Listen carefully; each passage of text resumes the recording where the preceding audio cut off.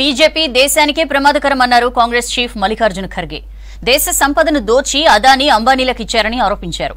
BJP పాలనతో ప్రజలు నష్టపోయారన్నారు Kharge. BJP విద్వేషాలు రెచ్చగొట్టి ఓట్లు పొందాలని ప్రయత్నిస్తోందన్నారు సీఎం రేవంత్ రెడ్డి. పాలమూరు రంగారెడ్డి ప్రాజెక్టుకు కేసీఆర్ ధనదాహానికి బలైందన్నారు. కాంగ్రెస్ గెలిస్తే పాలమూరును సస్యశ్యామలం చేసే బాధ్యత తనదన్నారు సీఎం రేవంత్.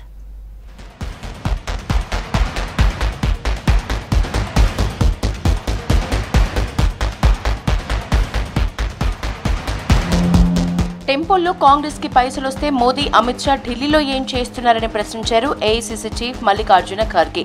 మీకు దమ్ముంటే అదానీ అంబానీలపై ఈడీ ఐటీ రైడ్ చేయించి డబ్బులు బయటకు తీయాలని సవాల్ చేశారు. నల్గొండ పార్లమెంట్ అభ్యర్థిగా రఘువీర్ రెడ్డి, ఎమ్మెల్సీగా తీన్మార్ మల్లన్న గెలుపే లక్ష్యంగా నకిరేకల్లో ఏర్పాటు చేసిన భారీ బహిరంగ సభకు ఖర్గే హాజరయ్యారు. 10 ఏళ్ల మోదీ పాలనలో ఆయన మిత్రులే ధనవంతులయ్యారన్నారు ఖర్గే. ప్రభుత్వ రంగ సంస్థల్ని మోదీ తన మిత్రులకు ధారాదత్తం చేశారని విమర్శించారు.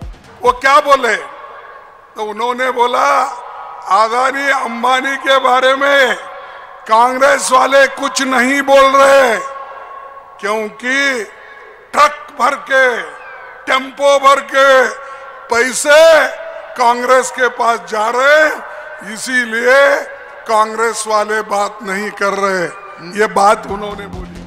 రాజ్యాంగాన్ని మార్చాలని బీజేపీ కుట్రలు చేస్తోందన్నారు మల్లికార్జున ఖర్గే. బీజేపీకి ఓటు వేస్తే రాజ్యాంగం భద్రతకు ముప్పే అన్నారు. రిజర్వేషన్లు రాజ్యాంగాన్ని కాపాడేందుకు చివరి శ్వాస వరకు పోరాడతామన్నారు.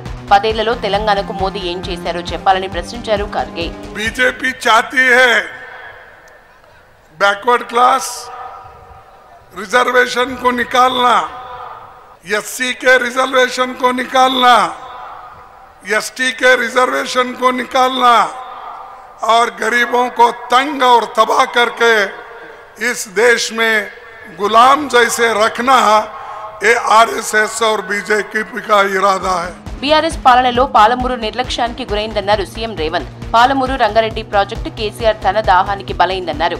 నారాయణపేట జిల్లా మక్తల్ కాంగ్రెస్ జనజాతర సభకు హాజరయ్యారు సీఎం రేవంత్. కాంగ్రెస్ వస్తేనే పాలమూరుకు రైల్, పాలమూరు రంగారెడ్డికి జాతీయ హోదా వస్తుందన్నారు. పాలమూరును సస్యశ్యామలం చేసే బాధ్యత తనదన్నారు సీఎం రేవంత్. 70 ఏళ్లైనా మన ప్రాజెక్టులు పూర్తి కాలే, మనకు నీళ్లు రాలే. కనీసం నీళ్లు తాగాలన్నా కళ్ళ ముందు నుంచి బిరబిరా కృష్ణమ్మ తరలిపోతుంటే కన్నీళ్లు పెట్టుకొని చూసే పరిస్థితి ఈనాడు మన ప్రాంతానికి దాపురించింది. పాలమూరు రంగారెడ్డి ఎత్తిపోతల పథకాన్ని ఆయన ధన దాహానికి 1000 కోట్ల దోపిడీకి ఉపయోగించుకున్నాడు తప్ప ఎడారిగా ఉన్న మన పాలమూరుకు నీళ్లు ఇయ్యాలన్న ఆలోచన చెయ్యలే. బీజేపీ విద్వేషాలు రెచ్చగొట్టి ఓట్లు పొందాలని ప్రయత్నిస్తోందన్నారు రేవంత్. మోదీ విమర్శించడం తప్ప రాష్ట్రానికి ఏం చేస్తారో చెప్పలేదన్నారు. పాలమూరును పీడించిన చీడపీడలు మోదీ పక్కనే ఉన్నారని చెప్పారు.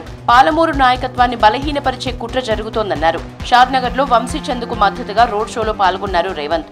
తులసివనం లాంటి ఈ పాలమూరులో కొన్ని గంజాయి మొక్కలు మొలిచినాయి. గడీల నుంచి వచ్చిండ్రు, ఇవాళ బంగ్లా రాజకీయాలు చేస్తుండ్రు. పొద్దుపూట బీఆర్ఎస్ బీజేపీ వేరే వేరే అంటారు, చీకటి అయితే వాడే వీడు వీడే వాడు. ఎన్ని రోజులు నడుస్తాయి కుమ్ముక్కు రాజకీయాలు? ఎన్ని రోజులు ఈ దగాకోర్రు రాజకీయాలు అని నేను అడుగుతున్నా. ఇవాళ కుట్ర జరుగుతుంది. ఈ కుట్ర వెనకాల పాలమూరులోనే ఓడిస్తే ఇంట్లో గెలవనోడు రచ్చ గెలుస్తాడా అని ఊరంతా రాద్ధాంతం చెయ్యాలని ఇవాళ బీఆర్ఎస్ వాళ్ళు బీజేపీకి అమ్ముడు పోయి బీజేపీని గెలిపించాలనుకుంటున్నారు. 10 ఏళ్లలో కేంద్రంలో మోదీ, రాష్ట్రంలో కేసీఆర్, రాష్ట్రానికి ఇండ్లివ్వలేదన్నారు మహబూబ్ నగర్ కాంగ్రెస్ ఎంపీ అభ్యర్థి వంశీచంద్.